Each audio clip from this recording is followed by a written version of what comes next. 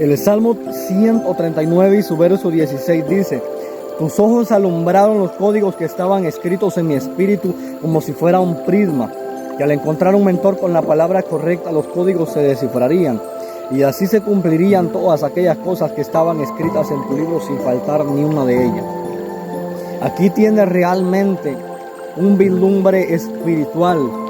Cuando nosotros lo vamos a la versión Reina Valera, se basa en lo que tiene que ver con lo humano, porque habla de embrión y de algo humano muy tierno, de algo que se gesta en el óvulo de la madre. Más sin embargo, cuando uno ve de la versión que acabo de decirlo, se refiere a cuando David estaba en la eternidad y aún no se había manifestado en esta dimensión humana, pero Dios ya había llevado a cabo en él el propósito divino. ¿Cómo se podría sustentar esto? Jesús fue inmolado antes de la fundación del mundo, eso dicen algunos versos bíblicos. El cordero que fue inmolado desde antes de la fundación del mundo. Cualquiera que lee la palabra del Señor sabe de lo que estoy hablando. Y esto es grandísimo. El Salmos 8 dice que Dios hizo al hombre menor que los ángeles. Otra vez el concepto en lo humano. Y se refiere en parte a Jesús, porque Jesús tenía debilidades en la carne. Pero no se puede referir a Adán en la Reina Valera. ¿Por qué? Porque Adán era superior a los ángeles. Un ángel nunca dice la palabra del Señor que se parecía a Dios, mas sin embargo, Adán se parecía a Dios. Y Adán era inmortal cuando fue puesto en la tierra. Adán no estaba desnudo y Eva. Ellos estuvieron desnudos después que desobedecieron y cayeron desconectados de las dimensiones poderosísimas del Señor. Mas sin embargo, cuando uno ve, dice la Reina Valera, que Adán y Eva estaban desnudos. Es necesario comprender esto, porque un Dios altamente moral, ¿cómo es que podía poner seres desnudos en el jardín del Edén? Esto tiene que ser demasiado tonto para pensar de esta manera. Alguien así. Pero es necesario estudiar esto, porque allí en Apocalipsis dice que guardemos nuestra ropa. ¿De qué ropa está hablando? De la ropa que tenía Adán al principio. Adán estaba vestido de gloria, de grandeza y de poder, como cuando Jesús se transfiguró, como cuando Moisés se bajó del monte. Así lucía Adán y Eva cuando ellos estaban en toda su gloria, puestos por Dios en el jardín del Edén. Y cuando uno va al Salmos 8 se da cuenta que en Hebreos dice que se refiere a la divinidad de la mortalidad de Jesús. Pero cuando uno entra a la esencia de lo que el hombre es, uno se puede dar cuenta que el hombre no es menor que los ángeles, y esto es necesario saberlo porque en esos mismos versos de Hebreos dice que Dios hace a sus ángeles llama de fuego.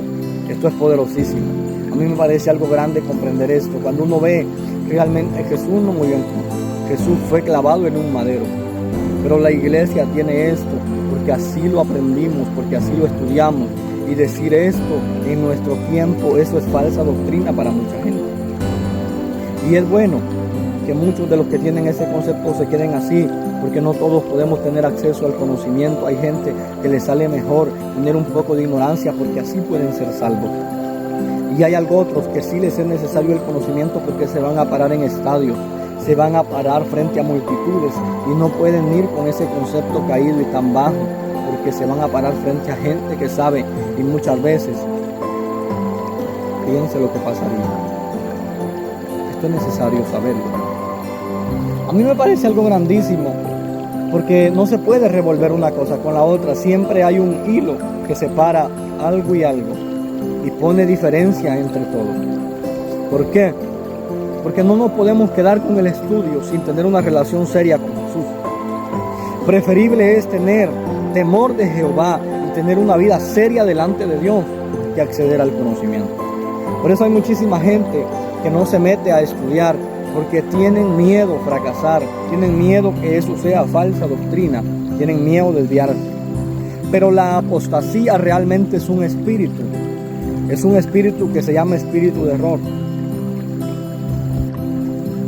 Y ese espíritu de error que se mete en muchos lugares, hubo gente que empezó bien que hoy están mal. Hay gente que no cree en el bautismo del espíritu, en el hablar en lenguas, porque un día comenzaron a estudiar y se arruinaron, no tuvieron capacidad. Por eso es que si alguien no tiene la capacidad de procesar algo, Si está viendo una prédica y siente que le va a hacer daño, es mejor que la pase. Seguramente ese alimento no es para él. La palabra enseña que está la dimensión del 30%, el 70 y el 100 por 1, y está la 4 dimensión. Entonces quiere decir que si están dando un alimento para cuarta dimensión, los que se mueven en la primera y en la segunda no pueden comprenderlo. Hay que entender nuestra asignación, a menos que sea una persona que está a punto de crecer y va en proceso de conocer y quiere llegar lejos. Porque si uno no se dispone a aprender, jamás llegará lejos. Esto es importantísimo, esto es grande, porque grande es este misterio de la palabra del Señor. La palabra del Señor tiene profundidades que necesitamos saborear, necesitamos comprender. ¿Por qué razón? Si se para a alguien en un altar que se mueva en segunda dimensión y hay gente que se mueve en cuarta y en tercera dimensión, no va a ser nutrido por la palabra que ese predicador esté hablando. Y no es que esté hablando falsa doctrina, está hablando bien. Lo único que esa palabra es para gente que se mueve en primera y en segunda dimensión. Cuando la palabra del Señor dice: palabra fiel es esta y digna de ser recibida por todos, está hablando de Jesús, porque Jesús es la palabra, Él es digno de ser recibido por todos. Pero yo estoy hablando de las profundidades de las Escrituras que necesitamos conocer y comprender. Y cuando se para a alguien que se mueve en cuarta dimensión y escuchan los de la primera dimensión, seguramente les va a costar comprender. Por eso es que nosotros necesitamos al Espíritu de Dios para en cada lugar que nos paremos hablar lo que Dios quiere que hablemos, porque Él sí sabe la necesidad, Él sí conoce de acorde a qué se va a hablar. A mí me parece bastante contundente esto, que ahora en los eventos se piden temas. Yo digo algo: ¿será que Dios no tendrá algún tema en oculto que quiera revelarle al predicador? Sin embargo, ya le pidieron un tema. El legalismo y la religiosidad es una desgracia, pero la ignorancia nos ha llevado a castrar el potencial. Hay muchísima gente que está dentro de cuatro paredes, que deberían de andar predicando en muchos lugares. Algo otros misioneros, algo otros pastores deberían de estar, pero ¿por qué? ¿Por qué? Porque la ignorancia los estancó. ¿Qué será de esta gente cuando se presenten delante de Dios con las manos vacías y lleven todo lo que Dios les puso? Hay algo que a mí me impresiona y Apocalipsis dice: retén lo que tienes para que ninguno tome tu corona. Quiere decir que la obediencia en cuanto a un ministerio está ligada también a la corona, está ligada también a la salvación. Eso quiere decir que aquel que tiene salida a un ministerio de parte de Dios y no va, puede hacer que se pierda por desobediente. Eso es lo que está diciendo Apocalipsis. ¿Por qué razón? Porque muchísima gente tenía que salir y nunca salieron y se quedaron enanos espirituales, se quedaron estancados, y esto le ha hecho daño a la iglesia. Por eso es que no hemos llegado donde Dios quiso que llegáramos. Necesitamos salir del cubo de la ignorancia y llegar más lejos. Yo siempre me pregunté cómo es que Satanás tiene el poder para operar en los pensamientos del humano, cómo es que Satanás puede perturbar y cambiar la manera de pensar. Y esto es grande porque el universo es como un cubo, es como una cápsula que tiene puerta de entrada y fue circulado y puesto por Dios en bases, como enseña la palabra, como dice allá en Job, que fue puesta a la tierra. Entonces Satanás se posiciona sobre la superficie del universo y allí es donde él está, y el universo tiene energías, el universo se mueve con ondas magnéticas. Satanás está sobre eso y él conoce a través de los rayos del sol, a través de lo que produce la luna, los astros y todo lo que Dios puso.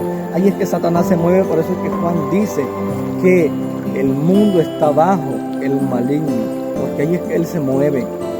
Y si alguien no tiene el poder para romper y perforar el universo con oración, no tiene el cielo abierto, así de sencillo, aunque hable bien y aunque haga mucha bulla y aunque hable muchas lenguas, no tiene el poder de que su adoración llegue al trono de la gracia.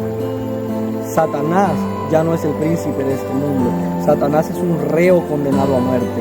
Cuando Jesús dijo que Satanás era el príncipe de este mundo, fue antes de ir al Calvario de Gordón. Pero ahora Satanás es un reo condenado a muerte, y usted y yo tenemos el poder de la migración para echarlo de donde esté.